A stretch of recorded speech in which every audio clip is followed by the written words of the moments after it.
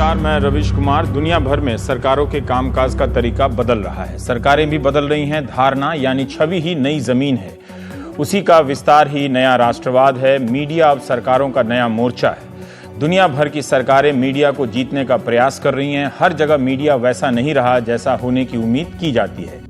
पिछले साल New York times में एक लेख छपा था। इकोनॉमिक्स के प्रोफेसर सर्जेई गुरिव और राजनीति शास्त्र के प्रोफेसर डेनियल त्रेसमैन का ये लेख कहता है कि आजकल नए प्रकार के ऑथोरिटेरियन सरकारों का उदय हो चुका है। ये सरकारें विपक्ष को खत्म कर देती हैं, थोड़ा बचा कर रखती हैं ताकि लोकतंत्र का भ्रम भी बना रहे। इन सरकारों ने ग्लोबल मीडिया और IT युग के इस्तेमाल से विपक्ष का गला भी घोंटा है। अति प्रचार, बहुत ज्यादा प्रचार, दुष्प्रचार, झूठा प्रचार यानी प्रोपेगेंडा का खूब सहारा लिया जाता है। सेंसरशिप के नए नए तरीके आ गए हैं। सूचना संबंधी तरकीबों का इस्तेमाल होता है ताकि रेटिंग बढ़ सके। इसे भी अब फर्जी तरीके से बढ़ाया जाता है। नागरिकों को एहसास दिलाया जाता रहता है कि आपके पास कोई दूसरा विकल्प नहीं है, हम ही श्रेष्ठ विकल्प हैं। इस लेख में इन शासकों को नया ऑटोक्रेट कहा गया है, न्यू ऑटोक्रेट, जो मीडिया को विज्ञापन की रिश्वत देते हैं, मीडिया पर केस करने की धमकी देते हैं, नए नए निवेशकों को उकसाते हैं कि सरकार की आलोचना करने वाले मीडिया संस्थान को ही खरीद ले। मीडिया पर नियंत्रण इसलिए जरूरी है कि अब सब कुछ धारणा है, परसेप्शन, धारणा आपकी मतलब ख्याल में होना चाहिए, लगना चाहिए कि हाँ ये हो रहा है। लगातार विज्ञापन और भाषण आपको यकीन दिलाते रहते हैं कि हो रहा है। जमीन पर भले वो नजर ना आए लेकिन आप यकीन करने लगते हैं कि हो रहा है। नमस्कार, मैं रविश कुमार। पत्रकार को चमचा होने की जरूरत नहीं है, उसे संदेहवादी होना चाहिए। मतलब सरकार के हर दावे को संदेह की निगाह से देखे। यह वाक्य अमेरिका के अस्ताचल राष्ट्रपति ओबामा का है। पद छोड़ने से 48 घंटे पहले ओबामा ने व्हाइट हाउस के पत्रकारों से बात करते हुए अंग्रेजी में इस वाक्य को यूं कहा: you are not suppose to be sycophants, you are suppose to be sceptics.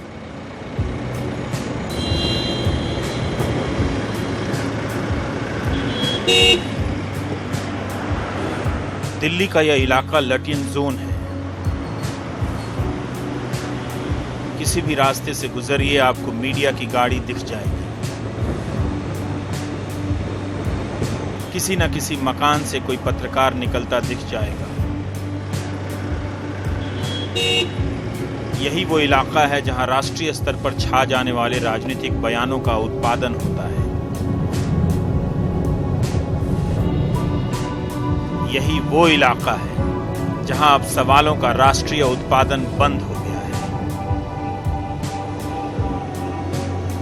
जो समझदार हैं वो अब यार हैं, जो नहीं समझ सके वो मुकदमे झेल रहे हैं।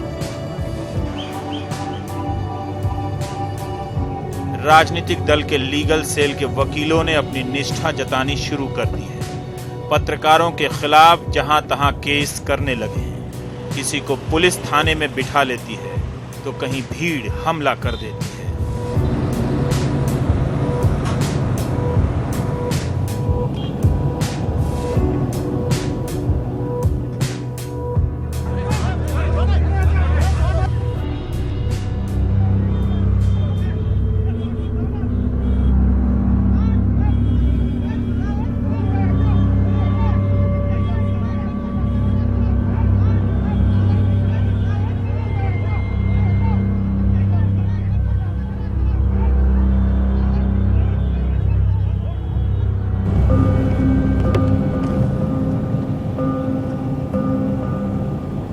सवालों की हालत खराब है। उन्हें देखकर लगता है कि जैसे किसी ने उनके चेहरे पर चादर डाल दी और वो चुपचाप लटियन दिल्ली के रास्तों से निकलकर जा रहे हैं। इन रास्तों पर कोई पत्रकार मिले तो पूछिएगा, क्या उन्हें डर लगता है? वो बिना बोले जवाब दे देंगे। दिल्ली के पत्रकारों को अब डर लगता है। अब या तो चमचे बोलते हैं या फिर जिन्हें चमचा होना है वो बोलते हैं। यह इलाका हमारे पेशे के भीतर बैठ गए राष्ट्रीय भय की राजधानी है। कभी आपने डर की राजधानी के बारे में सुना है? रात का रिपोर्टर पढ़िएगा, निर्मल वर्मा की कहानी है। दिल्ली के रास्तों पर खुफिया एजेंसियों का एक भय हमेशा एक रिपोर्टर का पीछा कर रहा होता है।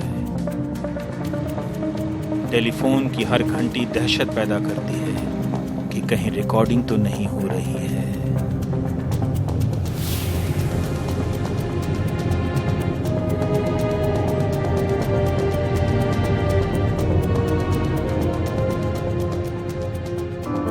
बीबीसी हिंदी के कार्टूनिस्ट कीर्तिश की कलम का यह कमाल नहीं है, उसकी कलम की वेदना है। टीवी जो आपके घरों में सत्य या तथ्य का संदेशवाहक था, अब वो आपके घरों में सरकार का प्रचारक है।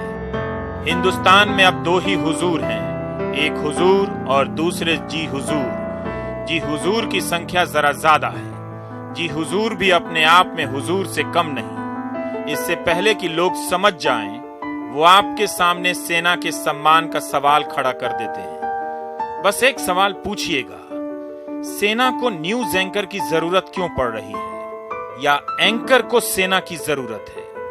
सेना जिन लोगों की हिफाजत के लिए बलिदान देती है, उन गरीब किसानों के लिए क्या आपने इनमें से कभी किसी एंकर को लड़ते चिल्लाते देखा है? बस यही एक सवाल कर लीजिएगा। भारत की मीडिया पर बने ये कार्टून आपको समझ आ जाएंगे।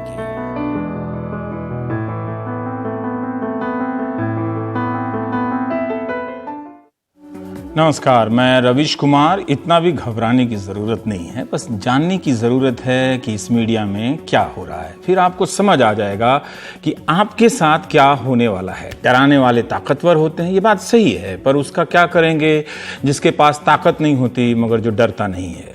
मैं आपको एक बात बताता हूं, फिर आप इसे अपने मन में रख लेना। दिल्ली जब आइएगा तो पत्रकारों से मिलिएगा, मिलकर जो अनुभव होगा एक डायरी में लिखिएगा और गर्मी की छुट्टियों के बाद वो डायरी मेरे पास भेज दीजिएगा।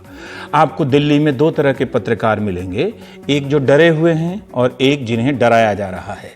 जो डरे हुए हैं उनमें दो तरह के डरपोक मिलेंगे, एक जिन्हें डरने की काफी कीमत मिल रही है, बहुत बहुत ज्यादा, दूसरे जिन्हें डर के बदले सिर्फ डर ही मिल रहा है।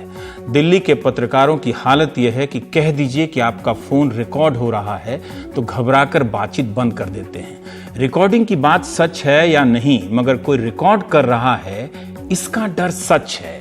राजकमल झा की इस बात को कितनी बार अपने कार्यक्रम में दोहराऊं, फिर भी एक बार सुन लीजिए, क्या पता अब इस तरह की बात करने वाले लोग ही ना रहें।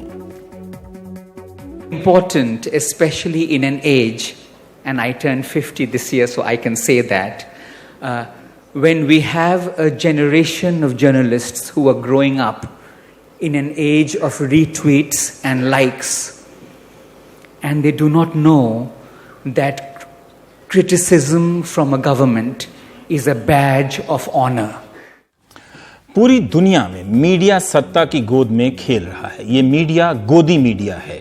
अंग्रेजी में इसे एम्बेडेड जर्नलिज्म कहते हैं। हिंदी में कोई शब्द नहीं था, इसलिए इसे आप गोदी मीडिया कह सकते हैं। वो मीडिया जो गोद में बैठना पसंद करता है। टीवी के जरिए आपकी धारणा को, सोच को, आपके दिमाग में छवि को नियंत्रित किया जा रहा है। आखिर क्या बात है कि दो चार मुद्दों के आसपास ही तमाम चैनल साल भर बहस करते हैं। इतना बड़ा देश, दुनिया भर में टीवी को मैनेज करना अब सरकार और चुनावी रणनीति का हिस्सा है।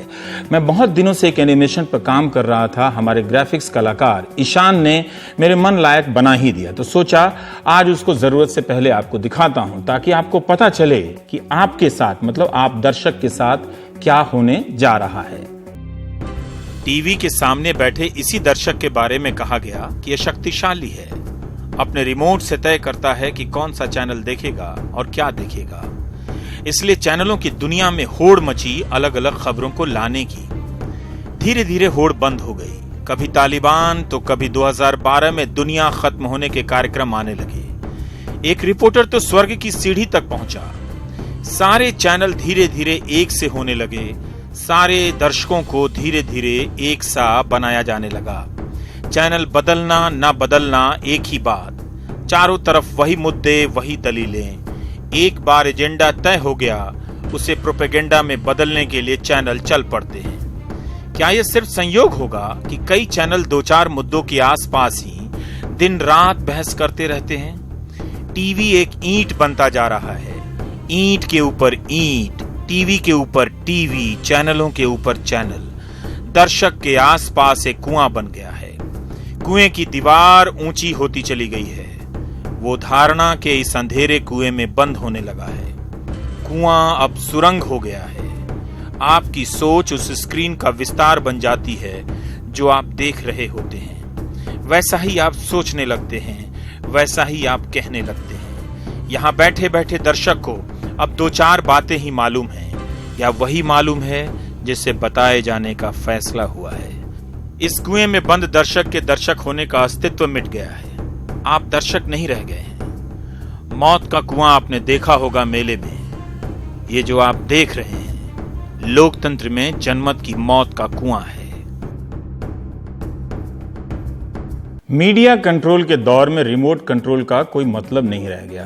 पोलैंड में मैं कभी गया नहीं और लगता भी नहीं कि कभी जा पाऊंगा। 1981-82 की एक घटना है।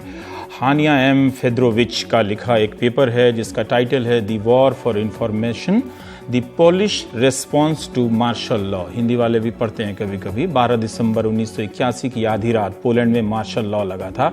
हिंदी में आपातकाल, कम्युनिस्टों वाला आपातकाल था वो।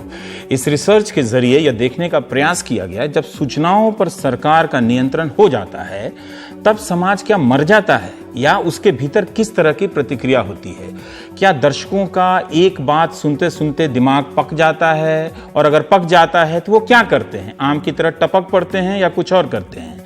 अभी जिस एनिमेशन से आपको बता रहा हूं वो यूं समझिए कि पोलैंड में जब टीवी पर एक ही बात आने लगी, सैनिक मिलिट्री रूल की बात आने लगी, सरकार की जी हुजूरी आने लगी, तो लोगों ने एक नायाब तरीका निकाला। स्वीडनिक और लुब्लिन, ये 2 नाम के शहर हैं जो शाम के वक्त लोग अपने टीवी सेट को खिड़की की तरफ मोड़ दिया करते थे और आवाज आती थी ताकि खुफिया एजेंसी को लगे कि लोग टीवी देख रहे हैं, और जनता जो है वो घर से बाहर निकल जाया करती थी अपने कुत्तों को लेकर टहलाने के लिए। हजारों लोगों ने जब ऐसा ही करना शुरू कर दिया, टीवी तो चल रहा होता था मगर लोग बाहर टहल रहे होते थे। 36-37 साल पहले की जनता इतनी रचनात्मक थी, दर्शकों को यही बताना था कि कोई नहीं देख रहा है।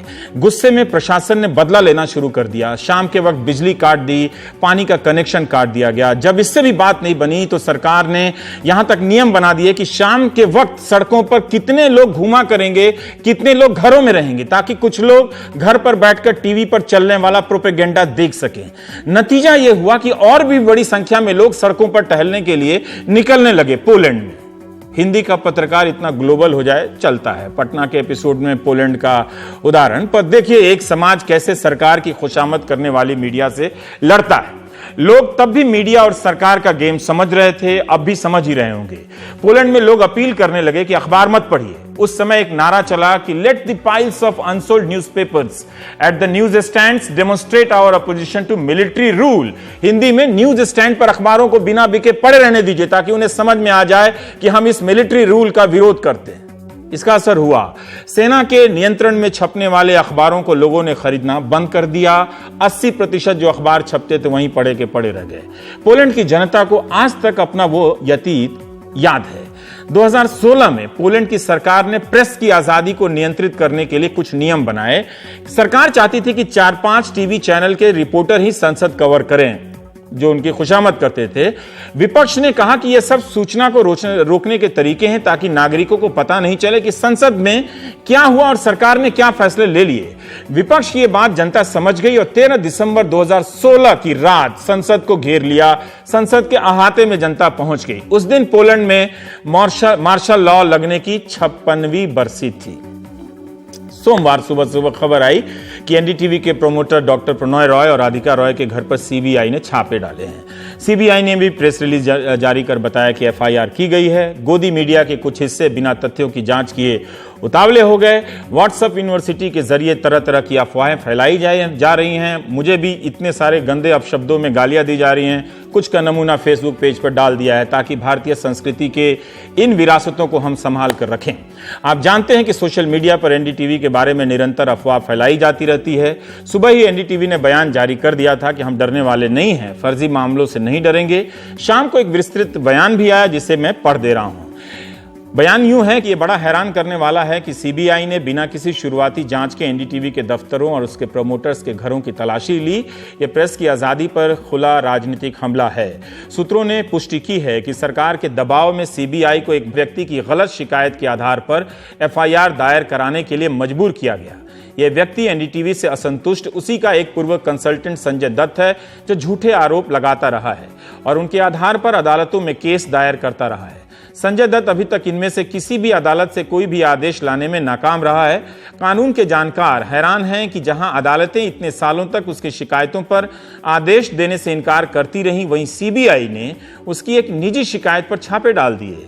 ये आरोप उस एक लोन से जुड़ा लगता है जिसे प्रणय रॉय और राधिका रॉय ने 7 साल पहले ही चुका दिया था। इसे साबित करने के लिए दस्तावेज हैं जो पूरा कर्ज चुका दिया गया है। ये दस्तावेज प्रेस रिलीज के साथ भेजे गए हैं। दस्तावेज संलग्न हैं ऐसे समय जब कई उद्योगपतियों ने लाखों करोड़ों रुपए का बकाया नहीं चुकाया है। वो मैच देख रहे हैं इंग्लैंड में और उनमें से किसी के खिलाफ सीबीआई ने कोई आपराधिक केस दर्ज नहीं किया है। तब सीबीआई ने न सिर्फ एक एफआईआर दर्ज की है बल्कि ऐसे लोन के लिए तलाशी ली जिसे आईसीआईसीआई बैंक को विधिवत पूरी तरह से चुकाया जा चुका है। ऊपर से आईसीआईसीआई भी एक प्राइवेट बैंक ही है। ये आरोप सेबी और अन्य रेगुलेटरी संस्थाओं को जानकारी नहीं दी गई न केवल झूठा है और गलत है, बल्कि इससे सीबीआई को केस दर्ज करने और तलाशी लेने का अधिकार भी नहीं मिलता है। इससे यह तथ्य स्पष्ट है कि सीबीआई की यह सर्च स्वतंत्र मीडिया को जानबूझकर निशाना बनाने की कोशिश है। एनडीटीवी और इसके प्रमोटर्स ने आईसीआईसीआई बैंक या किसी और बैंक का लोन चुकाने में कोई डिफॉल्ट नहीं किया है। हम ईमानदारी और आजादी के उच्चतम मानदंडों का पालन करते हैं। यह साफ है कि एनडीटीवी की टीम की आजादी और निडरता को सत्तारूढ़ पार्टी के नेता पचा नहीं पा रहे हैं और सीबीआई का छापा मीडिया का मुंह बंद करने की एक और कोशिश है। राजनेता हम पर चाहे जितना भी हमला करें, हम भारत में मीडिया की आजादी की लड़ाई से पीछे नहीं हटेंगे।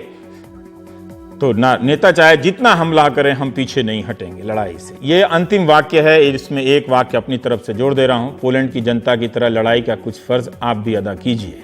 आप में से बहुत लोगों ने इसे मीडिया की आज़ादी पर हमला माना है, आवाज़ उठाई है। बहुत से पत्रकारों ने इसका विरोध किया है। बहुत से लोगों ने व्हाट्सएप पर किया है कि वे समझ रहे हैं कि इस खेल के जरिए किसे डराया जा रहा है। योगेंद्र यादव, सिद्धार्थ भाटिया, हरतोष सिंह बल, एम.के. वेणु, राजदीप सरदेसाई, शोएब दानियाल, प्रवीण स्वामी, ओम थानवी, रामचंद्र गुहा, अजय शुक्ला, ये वो लोग हैं जो तमाम मसलों पर पब्लिक स्पेस में लिखते रहे हैं, बोलते रहे हैं। मुख्यमंत्री अरविंद केजरीवाल, मुख्यमंत्री ममता बनर्जी ने भी इस छापेमारी को डराने की कार्रवाई बताया है। देश भर से आम दर्शकों ने भी आई सपोर्ट एनडीटीवी का ट्वीट किया है। हम सब के प्रति आभार जताते हैं।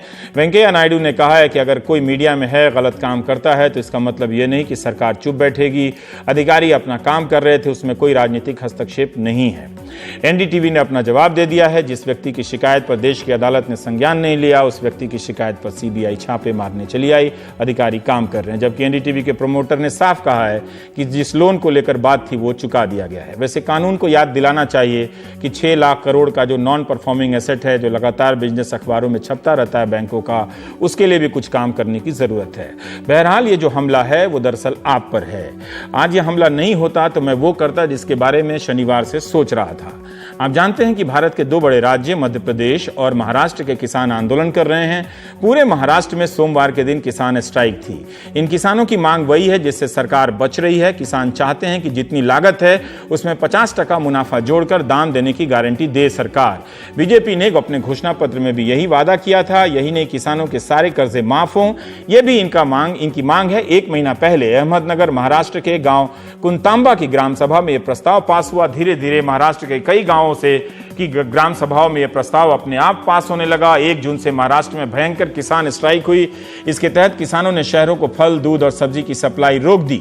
बीच में खबर आई कि हड़ताल टूट गई, मगर इस स्ट्राइक के कोऑर्डिनेशन कमेटी के डॉक्टर अजीत नवले ने कहा कि स्ट्राइक चालू है। मध्य प्रदेश में भी किसानों ने इसी तरह की स्ट्राइक की है। वहां हड़ताल समाप्त होने की खबर है। वहां भी किसान पूछ रहे हैं कि मंडी में हमें 1 रुपए किलो प्याज का दाम मिलता है, उसी को हम 20 रुपए किलो खरीदते हैं। ऐसा क्यों हो रहा है? दावे के साथ तो नहीं कह सकता, मगर शायद ही कोई चैनल किसानों के पक्ष में खड़ा हुआ होगा। सरकार से पूछा होगा कि 3 साल हो गए, आपने वादा किया था कि कि उत्पादन लागत में 50% मुनाफा जोड़कर दाम देंगे, वो कब देंगे? जब भी ऐसी आवाज आती है, नेशनल मीडिया के सामने दूसरे मसले खड़े कर दिए जाते हैं। सेना के मसले होने पर चर्चा होने से आप शक भी नहीं करते कि किसानों के मसले पर चर्चा रोकी गई है। आप क्या हम भी चाहते हैं कि सेना के मसले पर ही चर्चा हो, मगर इसी तरह रोज आम आदमी से जुड़े सवाल राष्ट्रीय मीडिया से बाहर कर दिए जाते हैं। एक व्यक्ति को लेकर घंटों चर्चा होती है, लाखों किसानों को लेकर 1 घंटे की भी बहस नहीं होती है। इसलिए आपके लिए जानना जरूरी है कि मीडिया में क्या हो रहा है। अमेरिकन प्रेस कोर अमेरिका के पत्रकारों का एक बड़ा संगठन है, जिसका सेंटर न्यूयॉर्क के कोलंबिया यूनिवर्सिटी के भीतर है। ये हर तरह के न्यूज संगठन और विचारधारा वाले पत्रकार इसमें हैं। इन्होंने राष्ट्रपति को लिखा एक चिट्ठी कि आदरणीय राष्ट्रपति जी, जब वो चुनकर आए थे, आपके कार्यकाल के शुरू होने के अंतिम दिनों में हमने अभी ही साफ कर देना सही समझा कि हम आपके प्रशासन और अमेरिकी प्रेस के रिश्तों को कैसे देखते हैं। हम मानते हैं कि दोनों के रिश्तों में तनाव है। रिपोर्ट बताती है कि आपके प्रेस सचिव व्हाइट हाउस से मीडिया के दफ्तरों को बंद करने की सोच रहे हैं। आपने खुद को कवर करने से कई न्यूज संगठनों को बैन कर दिया है। आपने ट्विटर पर नाम लेकर पत्रकारों पर ताने कसे हैं, धमकाया है। अपने समर्थकों को भी ऐसा करने के लिए कहा है। आपने एक रिपोर्टर का यह कहकर मजाक उड़ाया है कि उसकी बातें इसलिए अच्छी नहीं लगी कि वह विकलांग है। हमारा संविधान प्रेस की आजादी का संरक्षक है। उसमें कहीं नहीं लिखा है कि राष्ट्रपति कब प्रेस कॉन्फ्रेंस करें और प्रेस का सम्मान करें। प्रेस से संबंध रखने के नियम आपके होंगे। हमारा भी यही अधिकार है, क्योंकि टीवी और अखबार में वो जगह हमारी है जहां आप प्रभावित करने का प्रयास करेंगे। वहां आप नहीं, हम तय करते हैं कि पाठक, श्रोता या दर्शक के लिए क्या अच्छा रहेगा। अपने प्रशासन तक रिपोर्टर की पहुंच समाप्त कर आप गलती करने जा रहे हैं। हम सूचना हासिल करने के तरह तरह के रास्ते खोजने में माहिर हैं। आपने अपने अभियान के दौरान जिन न्यूज संगठनों को बैन किया था, उनकी कई रिपोर्ट बेहतरीन रही है। हम इस चुनौती को स्वीकार करते हैं। पत्रकारिता के नियम हमारे हैं, आपके नहीं होंगे। हम चाहे तो आपके अधिकारियों से ऑफ रिकॉर्ड बात करें या ना करें। हम चाहे तो ऑफ रिकॉर्ड ब्रीफिंग में आए या ना आए। अगर आप ये सोचते हैं कि रिपोर्टर को चुप करा देने या भगा देने से स्टोरी नहीं मिलेगी, तो गलत है। हम आपका पक्ष लेने का प्रयास करेंगे, लेकिन हम सच्चाई को तोड़ने मरोड़ने वालों को जगह नहीं देंगे। वे जब भी ऐसा करेंगे, हम उन्हें भगा देंगे। यह हमारा अधिकार है। हम आपके झूठ को नहीं दोहराएंगे, आपकी बात छापेंगे, लेकिन सच्चाई का पता करेंगे।